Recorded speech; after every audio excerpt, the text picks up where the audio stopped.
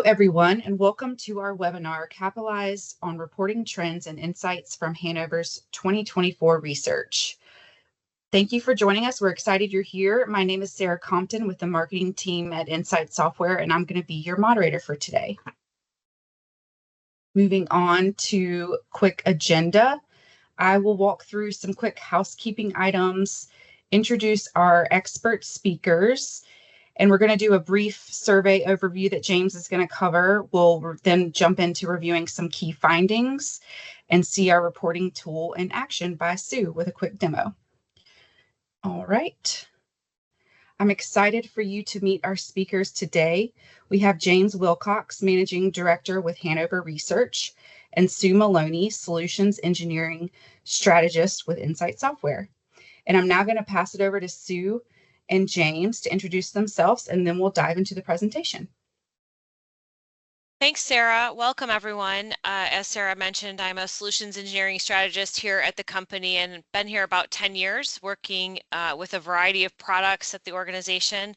My background's been in accounting and finance, so I've experienced a lot of the things that we'll be talking about today, so I'm excited to share some of these findings with you. James? Yeah, thank you. Likewise, it's a pleasure to be here with you all. My name is James Wilcox. I'm a managing director at Hanover Research.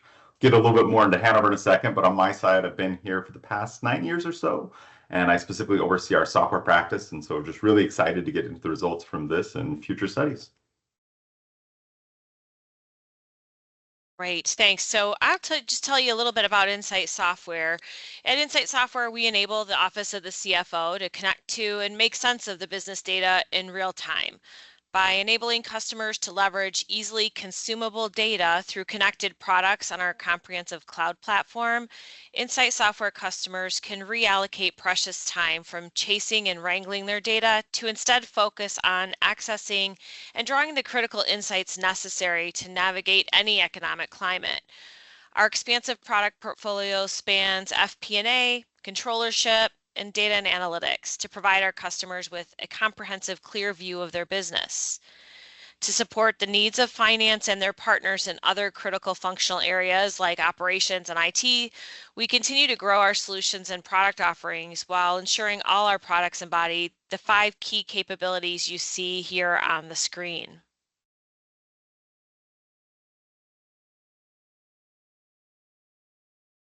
And excited to talk a little bit about Hanover as well. So Hanover Research is a full-service market research firm.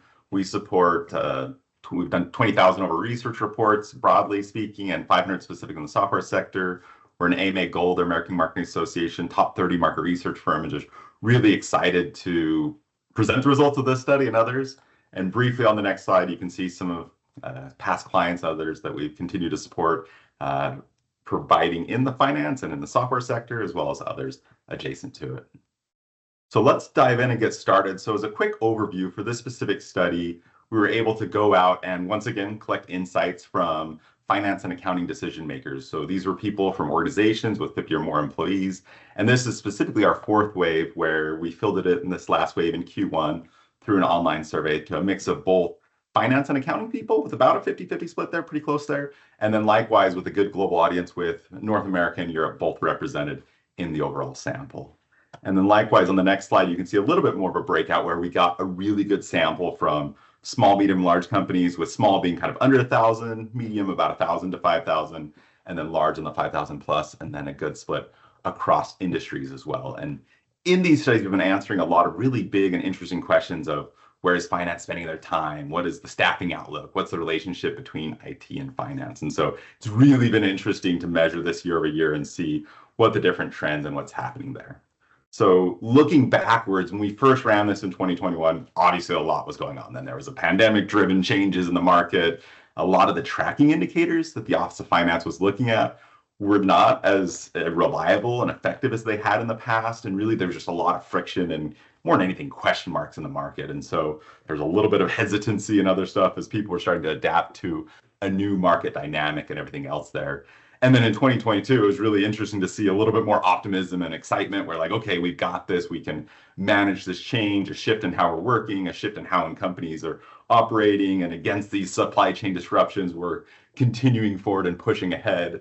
And then in 2023 was a little bit of a rubber band effect or rubber band year where we're like, okay, maybe we overhired just a little bit. And there was some reeling back and again, some more hesitations there and just adapting for an ongoing environment of question marks and kind of uncertainty there. And now in 2024, it's just really interesting to see these different trends and different motions continue forward where we start to look at even more so, how do we really use technology to our advantage and to help support the resilience of our corporation and being a little bit more kind of tech and AI friendly to close the gap while we'll still look to kind of expand our workforce and strengthen where we can, but really how can we use technology to multiply and enable what we're doing there. So for this study, we'll start a little bit with the key findings here. There's about 5 main topics that we're going to touch on.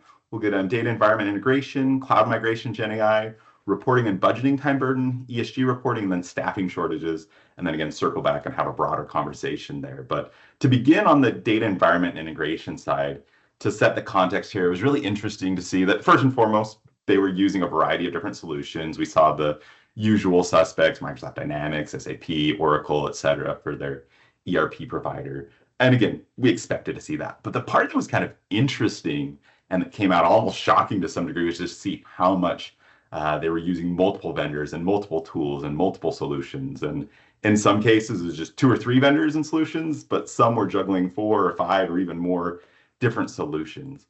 And obviously, the more kind of complexity, the more solutions that you're trying to get to talk to each other, it just causes more and more integration issues and concerns and frustrations across the board there. So when we dive into the pain a little bit here on the next slide, you can see, again, for those that had 2 or more providers, we asked them if it had any integration or data challenges, and it came out with a resounding yes, loud and clear, that they were having concerns with, so you can see on the top left here, data compatibility, data integration, data security, and data integrity. So really just all these core challenges and breakdowns where we see technology as this vision to help enable us, to help support us moving forward, but we're hitting all these headwinds. And when we asked them outright if poor data management and integration is the biggest challenge to help them with their financial reporting, forecasting, and compliance, it came out with a resounding yes, with 82% saying that they agree, strongly or somewhat agree. So really, I think there's just a lot of opportunity here. And then last of all, on the next slide, you can see a little bit more as we got deeper into the pain, you can just see how much more frustrations coming around having to spend more time managing and integrating the data across platforms just because it's not playing nice. And overall, just it's increasing the learning curve, it's elongating the workflows, which is all the opposite of what they're hoping for. And just there's this desire and appetite for more consolidation, but the current dynamic is causing some of that frustration or issues there. I just want to close out this section in particular with a little bit of a story where there's a company I worked with that had such a convoluted, diverse tech stack with so many single point solutions to address everything that their solution to the current dynamic was they actually went to their marketing team and built out a little like city map of kind of different populated things, kind of like a theme park map, so that when their employees came on board, they could see, okay, for this solution or this issue, I could go here and go there, which really isn't a solution. It's just showing the convoluted, kind of messed up framework that was in that dynamic. And really the goal here is just to simplify it where you don't have to have a whole map of you're going to go over to that land to address this problem, but bringing it home, bringing it in one application so that you can address each of the concerns, but without having to shift and have multiple sign-ons and all the other things there. So definitely a lot of opportunity here and a lot of challenges as we continue forward. But Sue, do you want to talk a little bit more about the cloud and migration side there? Yes, definitely. And I found the survey results rather interesting because we also have been seeing this at Insight Software, where the folks that we're talking to every day have been working diligently to get to the cloud, whether they're doing that all at one time or they're doing it in phases, or starting with CRM or HR payroll or finance, doesn't seem to matter, but they are taking it in bits and pieces mostly and getting to that cloud environment. So very reflective of what you found here. And, regardless of whether you're choosing to move to the cloud or not, having multiple data sources makes it very challenging to bring that information together when we need it, sometimes forcing us to spend more time relying on IT rather than less. And